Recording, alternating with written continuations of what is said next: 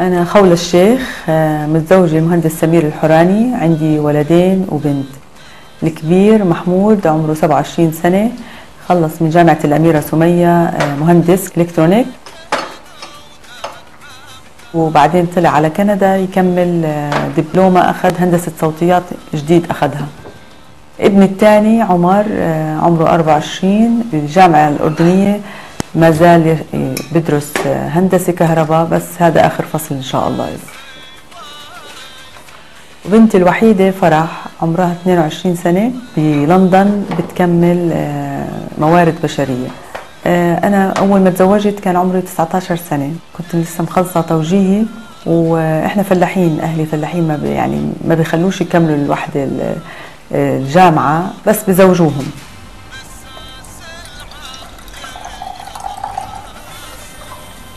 فإجاني زوجي، جاني نصيبي وتزوجت.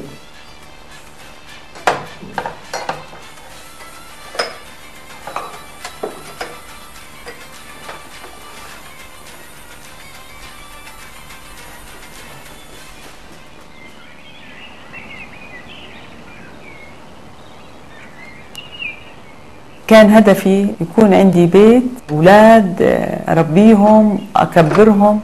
Thank you. عمري ما فكرت إني أشتغل بهاي المهنة اللي أنا بشتغلها هلا.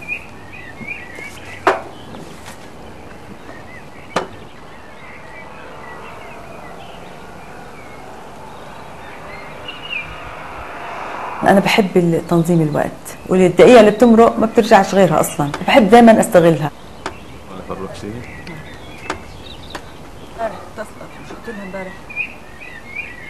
حتى لما كانوا أولادي صغار، يا بكون برسم على الأزاز أو على المرايا أو بخيط، يعني كان وقتي مشغول. لما صاروا في المدارس صرت أنا بمجلس الآباء والأمهات تبع مدرسة أولادي، كنت أطلع كمان، أروح على المدرسة هم أولادي صغار، أطلع على مشاكل الطلبة الكبار عشان أعرف إيش رح أواجه لقدام لما يكبروا أولادي.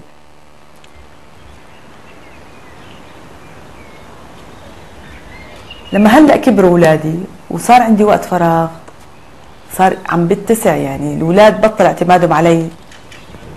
ما تنسيش الملح. حكيت لابني، بقول لي ماما اشتغلي، إذا شايفة عندك وقت فراغ اشتغلي.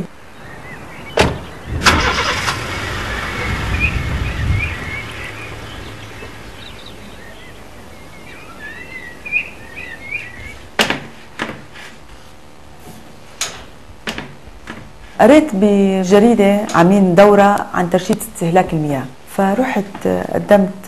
عجبتني الدورة، ليش؟ هدفها كان وطني، اجتماعي كتير حلو، مش مادي. بعد ما أخذت الدورة قديش حسيتها إنها فعلا بتوفر. أول شيء جربتها على بيتي، من بعد ما جربتها في بيتي وإجت فاتورتي كتير نازلة، اقتنعت كتير، فبلشت هيك.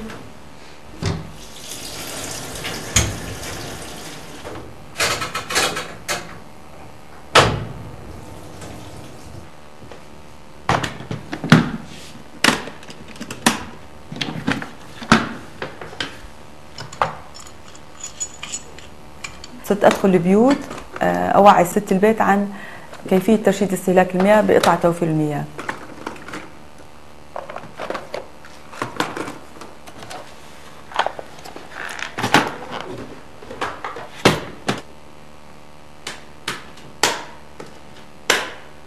هلا هو هدفي توفير المياه، ولأني ست بدخل على ست، بتعامل مع ست، فكان سهولة دخولي كتير، يعني تفتح لي البيبان كتير، انه ستات، وبتعامل مع الستات صباحا فقط. طبعا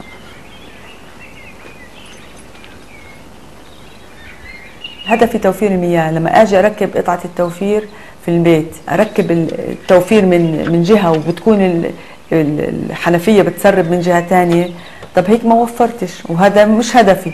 ما كانش عندي خلفية كيف أصلح الحنفيات أو أي تسريب بيكون في البيت. فدخلت بالتعاون مع ملتقى سيدات الأعمال والمهن، مركز التدريب المهني.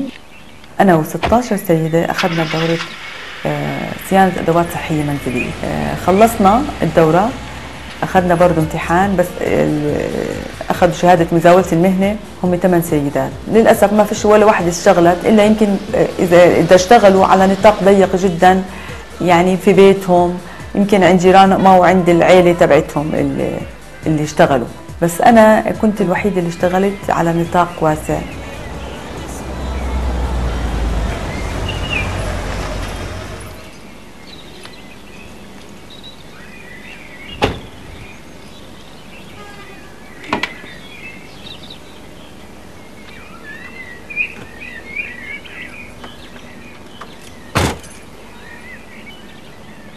كلمتك عارفه لانه كثير مضايقني التواليت، كل شوي بضل منزل مي بينزل مي، عارفه شايفه جوا بضل ينزل مي. الناس اللي كنت اركب عندهم قطع توفير المياه كانوا بس تيجي الفاتوره ناقصه للنص يتصلوا فيي يدعوا لي ويجيبوا لي هم الزباين. انت بس مره ثانيه بس ضلك اعملي له هيك هلا بس برجع هاي، يعني من بيت لبيت تنتقل، بس عشان هيك اطلق علي ام التوفير من اني بوفر في فاتوره المي للنص. هلا اذا دعمها بس تسوي له هيك يعني مش موجود فيها اي شيء هلا. لا اذا مره ثانيه سوي بس اعملي لها هيك تكون معلقه بس ولا كل شيء تمام. هون عندك مشكله ممكن تناوليني بالله افتح المولات. كنت كثير لما ادخل على بيوت ستات انا الاقي انه الست بدها تعمل زيي بس مش متجرأة تعملها، بدها اللي يبلش اللي يبدا. فكنت انا فخوره اني اكون اول سيده اني ابلش واكسر حاجز العيب، ثقافه العيب اللي بعمله مش عيب. شايفه هاي من هيك بتسرق اللي كان عليها وسخ. فهاي بس تشطفها في المي كيف راحت. تعطيني بالله المفتاح منيح.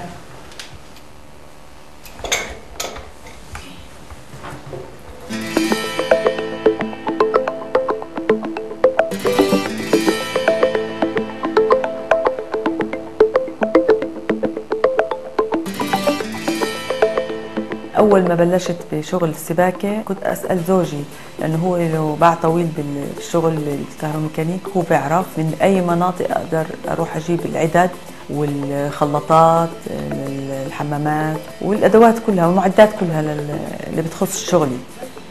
هلا بعد هيك صرت لحالي أروح وأعتمد على حالي، يعني خلص هو مسكني أول الخيط وأنا خلص مشيت، فصرت أعرف وأتعامل معهم ويعرفوني لأني صرت أتكرر وأروح وأشتري منهم القطع، فصرت معروفة عندهم.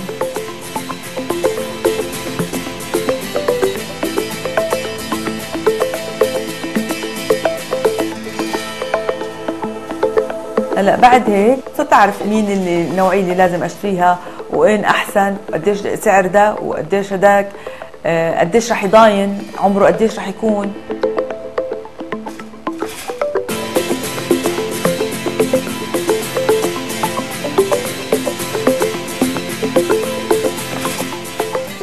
طبعا هيك اي فكره جديده تلاقيها غريبه والكل يعني يستنكرها، مش معقول. يقول ابني الكبير قال لي ماما انا قلت لك اشتغلي بس جديده يعني هاي الشغله. بقول لي اذا اجى عريس لاختي اقول له ماما مو ترجيه مثلا، كان يضحك بس كان مبسوط، يعني مش انه مدقر. ابني الثاني مش انه متضايق مني، الناس كانت كثير تضايقه، اولها كانت صعبه عليه وانا كنت متاكده انه بعدين بصير شوي شوي بيعرف ايش اللي انا بعمله، راح يصير يعني يتقبله اكثر. فرح يعني ولا مره اجت قالت لي لا يا ماما ما بديش، لا بالعكس هي يمكن بعرفش لانها انثى زيي ما بعرف.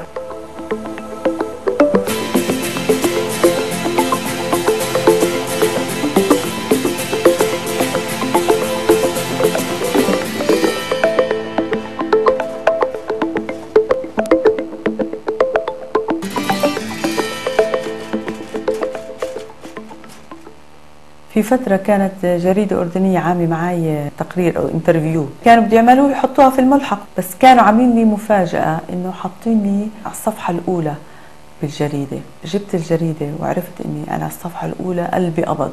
هي صح مفاجأة وحلو بس مش رح أسلم من كلام الناس.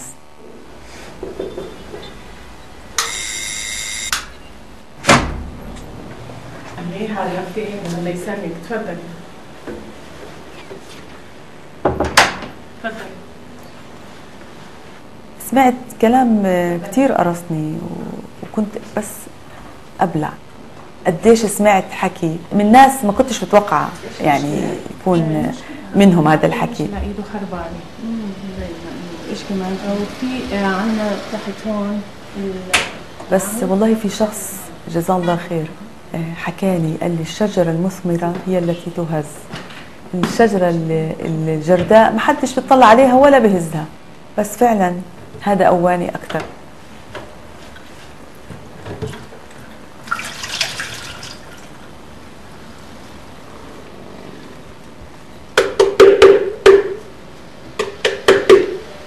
هلا صار هدفي إنه كل امرأة بدي أدربها تعمل اللي أنا بعمله.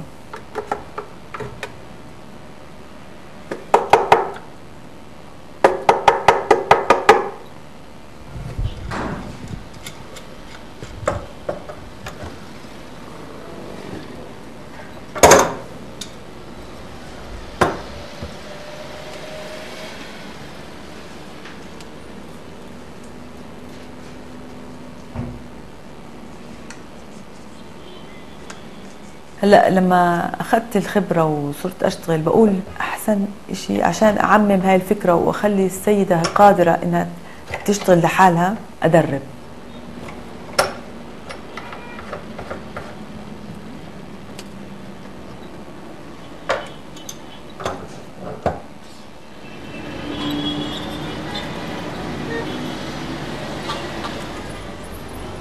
صرت أدرب أمهات للطلبة في المدارس الخاصة، أدرب الأم كيف تصلح مش بس سباكة، كيف تصلح كل شيء جوات مملكتها. هلا صندوق العدة زي كيف صندوق الإسعافات الأولية في كل بيت. إذا ما بدها تمد إيدها، إذا بده يجي حدا يصلح لها تعرف إيش بده يصلح لها ما يضحك عليها. فبلشت بهاي الدورات، اكتشفت إنه كتير في شغلات بسيطة كانت الأمهات ما كانوش يكونوا عارفينها. مفاتيح، في مفتاح إنجليزي وفي مفتاح مولاي. بعلم السيدات كيف تدهن، كيف تغير زرفيل الباب إذا انكسر المفتاح فيه، كيف يستخدم الدريل، كيف يتعاملوا مع الكهرباء، كيف يوصلوا سلك مع سلك والبلاج مع بلاج، وغير انه كيف تغير الحنفيه. وممكن يكون شغله بسيطه، يكون التسريب من شغله بسيطه ما فيش داعي تغيرها كلها. يعني هاي الامور اللي بدربها للسيدات. الى درجه 35%. ايش قطعه الموفر بتسوي؟ هذه المي اللي نازله ما بتنزل 100% مي، بتنزل نصها هواء ونصها مي.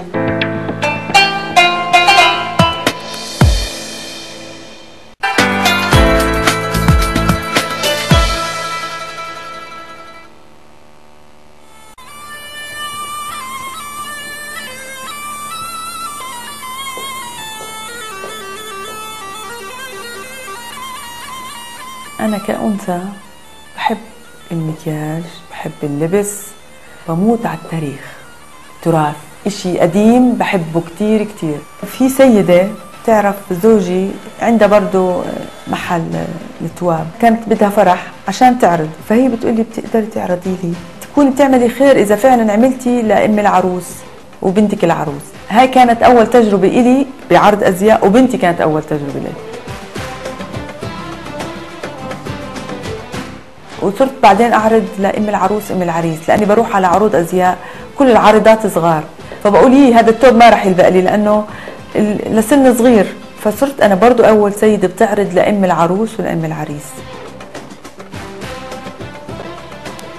برضو عشان اثبت اشي تاني او اوصل الرساله انه السباكه اللي بياخذوا فكره عنها انها خشنه وهاي للرجال فقط، لا، أنا سباكة وما أثرت على أنوثتي بدليل إني بعرض أزياء. كنت في معرض بيوم المرأة العالمي، شفت ست وجوزها أصم. أول مرة كان بشوف واحد أصم، بقول يعني كيف بيقدر يتعامل مع الناس، أو كيف أنا بقدر أتعامل مع واحد أصم. فقلت ليش ما أدرس هاي اللغة؟ سجلت ودخلت، وكان اللي درسني صم. كنت أشوف صبايا زي الورد، كان يطلبوا مني بعروض الازياء انه اجيب معي صبايا العرض الازياء، فأنا فكرت في البنات الصم اللي إلهم ما كانش إلهم فرصة للعمل بهذا المجال كمان، لأنه المجال عرض الأزياء بيعتمد برضو على الصوت بالممشى على الستيج. فلأني هلأ صرت أعرف لغتهم، فقلت ليش ما أفتح مجال جديد للبنات الصم وأدمج هاي الفئة مع البنات الطبيعيات. ففعلا كنت أول سيدة إلي فريق من عارضات الأزياء، 5 صم و5 طبيعيات. السباكة طبعا اللي بتحقق دخل مادي طبعا أكيد، بس عرض الأزياء كان أولها مجانا، بس صاروا بعد فترة لأنه في صار عندي عارضات طبعا يحقق لي دخل أكيد. لما كنت أربح مثلا يجي لي مادة كنت إيش أعمل فيها؟ أول شيء بفكر بأولادي، بحس إنه بتصير في بركة أكثر بشغلي. لحد هلا بسوي إذا أجاني شغل وأخذت منه ربح منيح، أول شيء بفكر بأولادي. يلا كويس منيح. طب اليوم الطقس شو عندكم؟ محمود لما سافر من 1.5 سنة هاي كانت صعبة علي كثير. لما راح كان بس يذكروا اسم محمود أصير أبكي. بقول منيح الاختراع السكايب هذا، عجبني كثير. ما صدقتش إني شفته يعني بعيد عني قديش، بس بكبسة زر، مش بس بحكي معه، أسمعه أشوفه كمان. وهلأ بنتي في لندن برضو بحكي عن طريق سكايب معها. يلا باي. ثانك يو. باي.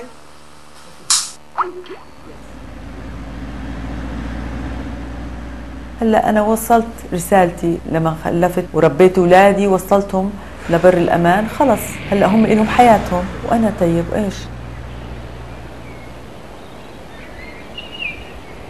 قدمت بجامعة العلوم الإسلامية العالمية تصميم داخلي، لأنه هذا بخص شغل التصميم داخلي. هلا هو غريب الواحد بيقول بعد ما شاب ودوه الكتاب، بس حلو العلم، واحد بيموت وبتعلم. أنا طلعت أكبر طالبة في الجامعة، بس بتعرفي إنه صح كلهم صغار. هلا أنا عمري 47 سنة ونص، بس أنا روحي زي الطلبة اللي موجودين في الجامعة. الأبيض والبني ممكن حدا يكون عنده فكرة أو شغف. فكروني أول شيء يمكن دكتورة أو أستاذة في الجامعة بدها، بس لما شوفوني طالبة بالعكس بحس إنهم صاروا يساندوني يشجعوني. أنتي خالته إيش عملتي؟ ما تخافيش إحنا بنساعدك، إيش بدك؟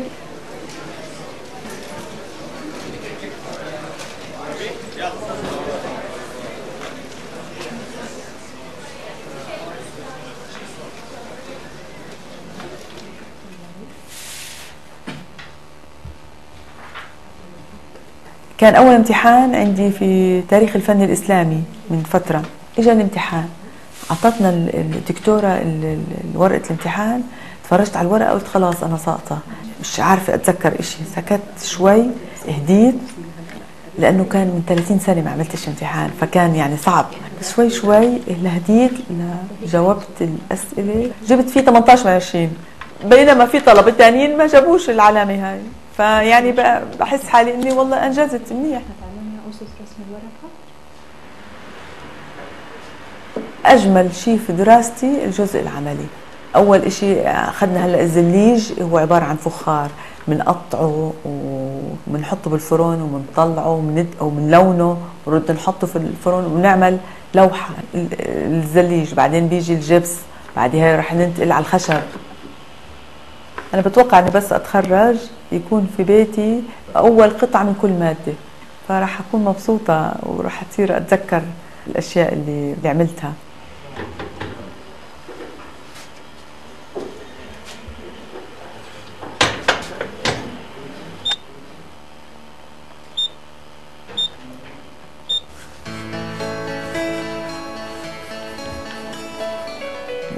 أنا صغيرة بحب الرسم، بحب أتفرج على كل شيء كنت هيك أرسمه. بتحسي بدك تتقني رسمة معينة، ضلك تعيدي وتزيدي لتعمليها. لما ترسمي وتحاولي كثير إنك تعملي نفس الشكل اللي شايفاه، هذا أكبر إنجاز، يعني تحدي منيح، تشعري إنك بتقدري.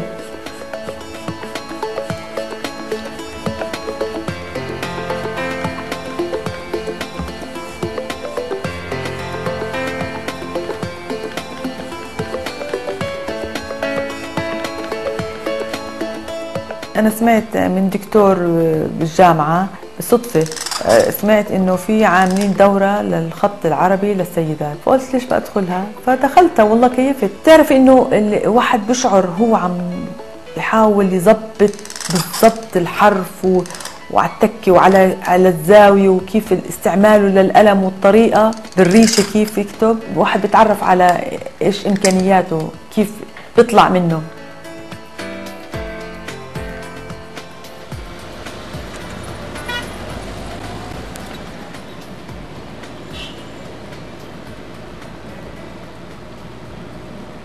من كم سنة سمعت عن شركة تروج، هي سياحية للأردن، كيفية التعرف على الأردن من خلال البسكليت.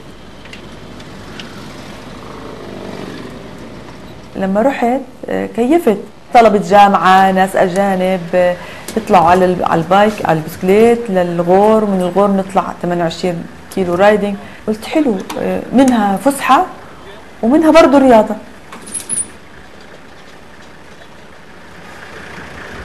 فطلعت أول مرة بنتي معي واستمتعت أنا وياها، يعني كأنه بنمارس أنا وياها شغلة بنحبها، وكل مرة بروح بيكون ناس جديدة، بتعرف على ناس جديدة وبحب الناس. أنا كل شهر بعملها، ممكن كل أسبوع هي بتنعمل، بس أنا بحب أطلع من فينة لأخرى.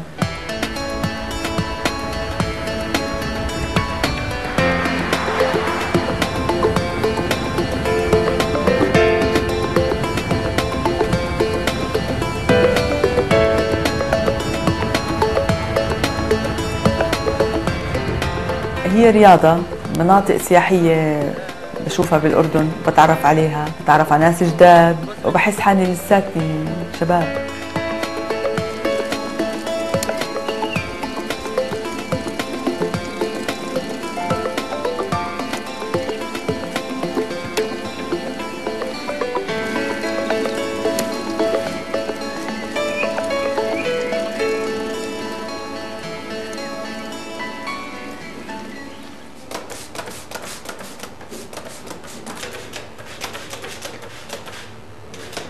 هلا كل الاشياء اللي بعملها، كل هذا التنوع وكل هذا الانشغال ما بخليهاش تاثر على بيتي، مش على حساب بيتي طبعا. اول شيء البيت وزوجي وبعدين انا، بس كله منظم وكله مرتب، ما في مشكله.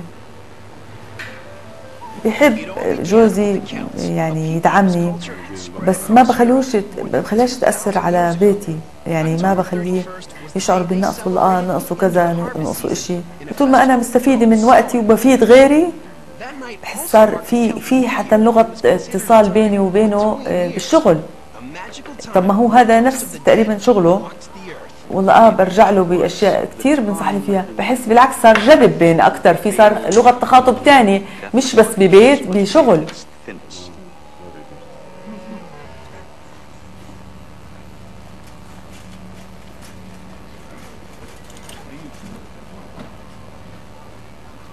كنت بحضر زوجي أول قبل سن 40 عن 35، بقول بسمع سن 40 سن اللي بيقولوا عنه يأس، يعني كنت أخاف، بقول له دير بالك لما أصير سن 40 بدك تدير بالك علي وهذا. بس مهما طبعا حضرت الرجل، مهما كان تفهمه، مش ممكن يكون تفهمه زي ما الست نفسها يعني إيش بتمر. فإجا وقت سن 40 عملت حفلة كبيرة برا، إجوا كل صديقاتي وكانوا أهلي وزوجي وأولادي، الكل بقول طب أنت مجنونة بتحكي، واحد بيعلن عن سنه. قلت لهم هلأ بدي أبلش حياتي. سن 40 هو سن نضوج، تبلش الست تعيش حياتها فيه، البحث عن الذات. يعني أنا شعرت إنه الوحدة تشتغل بتنتج أكثر من إنها هي صغيرة، لأنه وهي صغيرة بيكون عندها مسؤوليات.